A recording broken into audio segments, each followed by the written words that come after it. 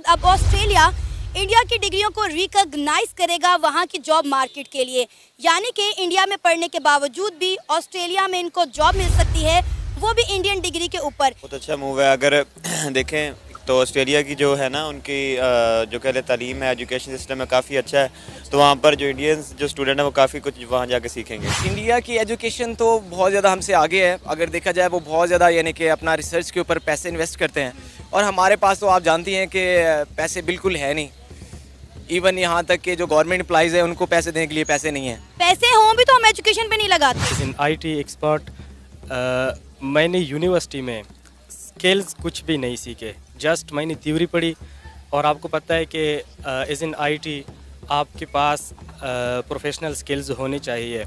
University में professor जो हैं वो पढ़ाते हैं, लेकिन अनफॉर्चुनेटली पाकिस्तान में ऐसा कुछ सीन नहीं है। इंडिया को परमानेंट मेंबर बनाया जाए सिक्योरिटी काउंसिल का, और इसके साथ जर्मनी, ब्राज़ील और जापान की भी बात हो रही है। और अभी फ्रांस ने दोबारा इसको रीट्रेट किया है कि जो सिक्योरिटी काउंसिल है इसको इन्हेंस किया जाए और इसकी जो मेंबरशिप है वो बढ़ाई जाए, 25 परमानेंट नॉन परमानेंट मेंबर बढ़ाए जाएं। तो जारी बात है इंडिया अगर बनता है member as a permanent member of the UN security council, तो बहुत ज़्यादा जो एक स्टेचर है इंडिया का बदल जाएगा। तो भाई एक और न्यूज आ गई है। ऑस्ट्रेलिया जो है उन्होंने यार इंडिया के जो डिग्रीज है यानी जो एजुकेशन क्वालिफिकेशन है उसको ऑस्ट्रेलिया में भी इंडिया की तरह अलाउ कर दिया है और इंडिया की तरह लीगल मान लिया। वैसे तो ऑलरेडी इंडिया के जो डॉक्यूमेंट्स होते हैं, इंडिया की जो डिग्रीज होते हैं एजुकेशन के, वो तो यार पूरे दुनिया में कहीं भी मान्य है, क्योंकि अगर मान्य नहीं होते तो भाई नील मोहन यूट्यूब के CEO कैसे बनते, सुंदर पिचाई गूगल के CEO कैसे बनते। तो खैर इंडिया की डिग्री एजुकेशन की तो वर्ल्ड वाइड लेवल पे एक अलग ही पहचान लगती है। और अगर एक जगह आप ये पाकिस्तान का अपना वो कार्ड लेकर चले जाओ कि भाई मैं पाकिस्तान से हूं, तो बंदे कुत्तों की तरह चाटे मार के भगाते हैं, ऐसे मतलब एयरपोर्ट से ही फेंक देते हैं उठा के। खैर पाकिस्तान की बात अलग ही है, क्योंकि भाई उनकी भी अपनी एक अलग ही पहचान है। VIP लोग हैं भाई, आप लोगों को तो पता ही होगा। इनको अगर एयरपोर्ट वगैरह पे देख लेते हैं तो कितने प्रेम से इनका स्वागत होता है ऑस्ट्रेलिया वगैरह में, लंदन वगैरह में हो, तो आप लोगों को पता है, आप लोगों से ढकी छुपी नहीं है ये सब बातें। तो यार इंडिया की बात करते हैं यार। अभी ऑस्ट्रेलिया के प्रधानमंत्री आए थे भाई मोटेरा स्टेडियम, नरेंद्र मोदी स्टेडियम में। मोदी के साथ उन्होंने बैठ के डे 1 का मैच देखा, इंडिया वर्सेस ऑस्ट्रेलिया। ऐसा कहना है ऑस्ट्रेलिया के प्राइम मिनिस्टर का। और इसके साथ साथ ऑस्ट्रेलियन यूनिवर्सिटीज के कैंपसेस खुल रहे हैं इंडिया के अंदर। जो इंडियन ऑस्ट्रेलिया जाकर पढ़ने की सकत नहीं रखते, वो इंडिया में रहते हुए ऑस्ट्रेलियन यूनिवर्सिटी में तालीम हासिल कर सकते हैं। इसी सारे मुद्दे पर आज हम बात करेंगे पाकिस्तान की आवाम से, और साथ ही साथ कंपैरिजन करेंगे इंडिया और पाकिस्तान के एजुकेशन सिस्टम का। तो आइए चलिए हमारे साथ। नदीम, अब ऑस्ट्रेलिया में इंडियन डिग्री को रिकॉग्नाइज किया जाएगा वहाँ की जॉब मार्केट के लिए, और ऐसा खुद अनाउंस किया है ऑस्ट्रेलिया के प्राइम मिनिस्टर ने। कैसा मूव है ये इंडिया के प्राइम मिनिस्टर और ऑस्ट्रेलिया के प्राइम मिनिस्टर का एजुकेशन के लिहाज से? बिल्कुल बहुत अच्छा मूव है। अगर देखें तो ऑस्ट्रेलिया की जो है ना उनकी जो कह लें तालीम है, एजुकेशन सिस्टम है, काफ़ी अच्छा है। तो वहाँ पर जो इंडियंस जो स्टूडेंट हैं वो काफ़ी कुछ वहाँ जाके सीखेंगे। आपको पता है कि वो इंडियन जो ऑस्ट्रेलिया जाकर पढ़ने की सकत नहीं रखते, उनके लिए एक और बड़ा अच्छा स्टेप लिया गया है कि ऑस्ट्रेलिया के यूनिवर्सिटी के कैंपसेस इंडिया में खुलने जा रहे हैं। यानी कि उन्हें तालीम हासिल करने के लिए ऑस्ट्रेलिया जाने की ज़रूरत नहीं, वो इंडिया में रहते हुए ऑस्ट्रेलियन यूनिवर्सिटी में पढ़कर ऑस्ट्रेलिया की तालीम हासिल कर सकते हैं। क्या कहेंगे? क्या कह सकता हूँ मैं तो पाकिस्तान के बारे में बता सकता हूँ। इंडिया के अपने, लेकिन इंडिया के हालात भी अच्छे हैं पाकिस्तान से एजुकेशन के हिसाब से, कि वो IT पे थोड़ी तवज्जो दे रहे हैं, अब कंप्यूटर बेस्ड एजुकेशन में थोड़ी तवज्जो दे रहे हैं। लेकिन पाकिस्तान में अभी तक वहीं MBBS और लोग जो हैं MBBS और इंजीनियरिंग से बाहर नहीं निकल रहे। सर, आप इंडिया और पाकिस्तान के एजुकेशन सिस्टम में बड़ा मेजर जो है कंपैरिजन क्या देखते हैं, फ़र्क क्या देखते हैं? कंपैरिजन का तो पता नहीं, लेकिन पाकिस्तान में ये है कि जो यूनिवर्सिटीज़ में एजुकेशन हासिल करें वो भी अच्छी से नहीं दी जाती। अब एक ग्रेजुएट बंदा है, जो भी ग्रेजुएट है, चाहे जिस मर्जी यूनिवर्सिटी से, आप वो बाहर ग्रेजुएट हो गया, लेकिन उसको इल्म ही नहीं होता। जो उसने डिग्री पढ़ी होती है उसको बस वो छोटे मोटे सब्जेक्ट पढ़ा देते हैं, लेकिन उसको बिल्कुल पता ही नहीं होता, नॉलेज ही नहीं होता। और फिर कहते हैं जी हमें जॉब नहीं मिलती, ये नहीं मिलता। तो कैसा मिल सकता है अगर आपके पास इल्म ही नहीं है, नॉलेज ही नहीं है, तो कैसे आपको जॉब मिल सकती है? सर, एक चीज़ बहुत ज़्यादा देखने में आई है कि इंडिया जो है अपने एजुकेशन सेक्टर पर बहुत ज़्यादा काम कर रहा है। अपने IT सेक्टर को उन्होंने बहुत ज़्यादा बूस्ट किया है, यहाँ तक कि बड़ी बड़ी कंपनीज के जो CEOs हैं वो इंडियन हैं।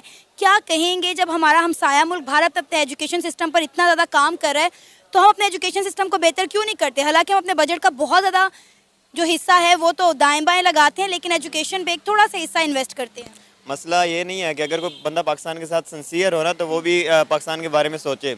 ये लोग जो हैं ये आम जो खुद कुछ नहीं करते, आम लोगों को ही ऐसे मतलब कोई मोटिवेशनल स्पीच दे दिया। हमारे आम लोग भी इस तरह के हैं कि उनको थोड़ी सी कोई, हालांकि इमरान खान कुछ भी नहीं करता, ये बाकी जो है उन्होंने आम लोगों को ही भड़का के उनको उनसे काम लेना होता है।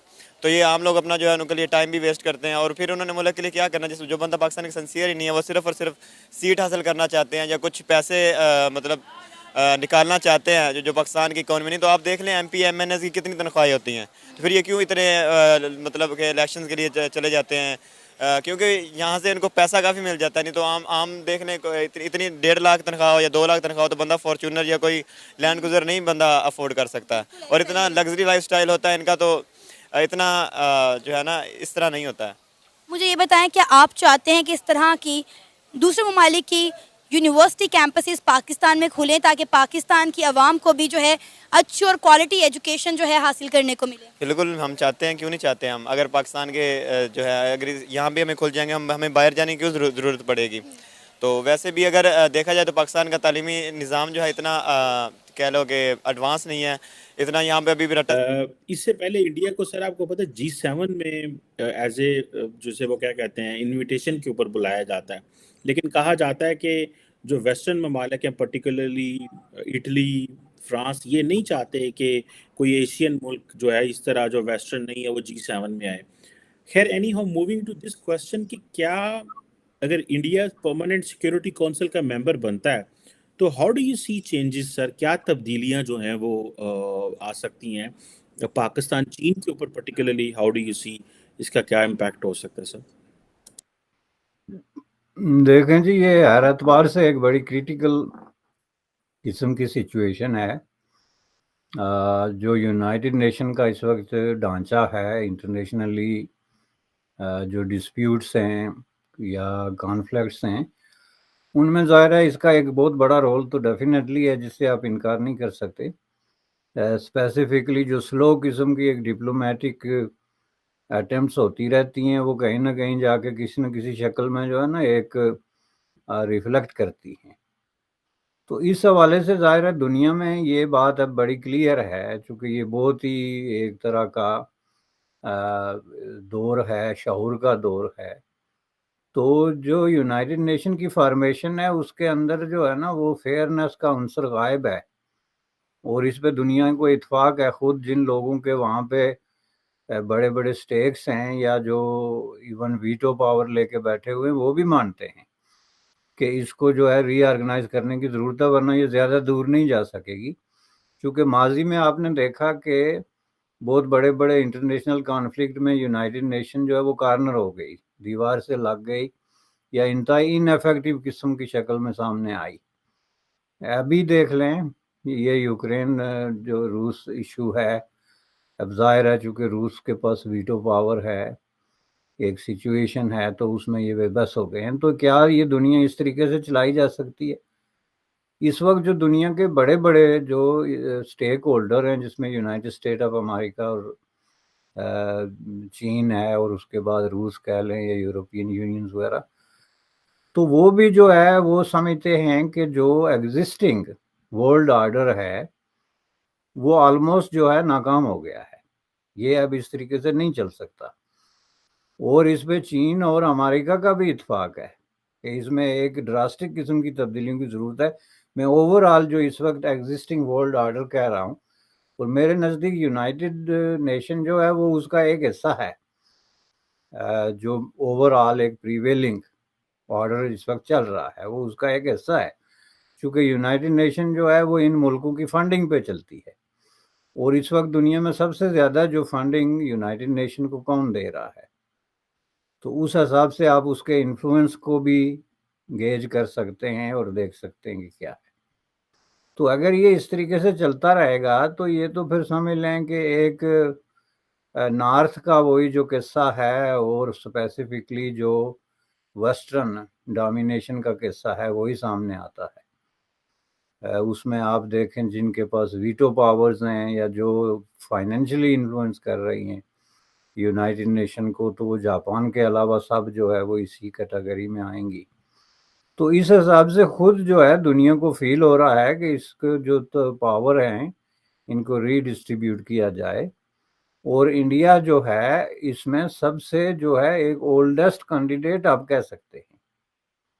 ये अगर आप इंडियन पॉइंट ऑफ व्यू से देखें तो इंडियन जो दानश्वर है या तज्जियाकार है वो समझता है कि इंडिया को 1948-49 में जो है बनना चाहिए था permanent member, even with veto power.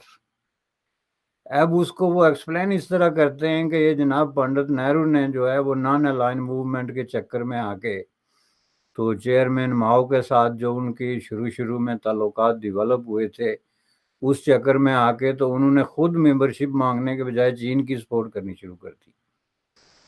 हालांकि मैं समझता हूँ कि उस वक्त जाहिर है कि चीन का, और ये तो इंडिया की डिग्री का लीगलाइजेशन कर दिया ऑस्ट्रेलिया में कि भाई इंडिया की डिग्री अगर कहीं भी आ गई तो वो सेम ट्रीट की जाएगी जैसे ऑस्ट्रेलिया की डिग्रीज होती है एजुकेशन में। तो यार कितनी बड़ी बात हो गई है इंडिया के लिए। और एक भिखारिस्तान की मैंने बात की, वहां का अगर पासपोर्ट भी लेके कोई पहुंच जाता है तो समझ जाते हैं भाई भीख मांगने आ गया, चांटे मार के भगा देते हैं इनको। एक एक बंदा इनका जाता है या तो झाड़ू टट्टियां साफ करता है उधर किसी भी देश में जाके, या तो मतलब कुछ भीख भीख मांगता है या चोरी करके भाग आता है। ये 3-4 काम इनके फिक्स है, या तो टट्टी साफ करेंगे, या तो जाके कार वार का जूता वगैरह और कार की टायर्स वगैरह साफ करेंगे, और या तो फिर चोरी करके भागेंगे। ये 3-4 काम भिखारिस्तानियों का फिक्स होता है। इसलिए यार इनका वो हर देश वाले भगाने की सोचते हैं। अब यूके में एक अलग ही मुहिम चल रहा है कि भाई भिखारिस्तान से आए हुए लोगों को तुरंत डायरेक्ट यहाँ से भगा दो। और यूरोप में भी ये अब हो रहा है कि भाई पाकिस्तान से जितने बंदे आ रहे हैं उनको भगा दो, उनको एंट्री मत दो।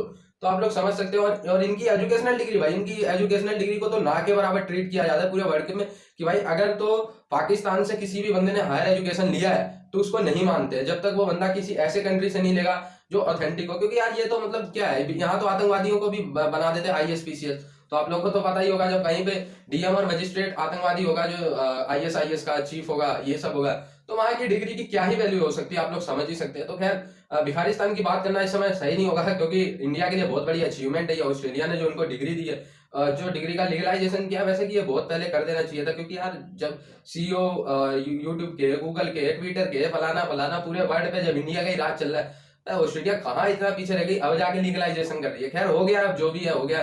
तो जुड़े रहे न्यूज एनालिसिस पे ऐसे वीडियो के लिए, तब तक के लिए।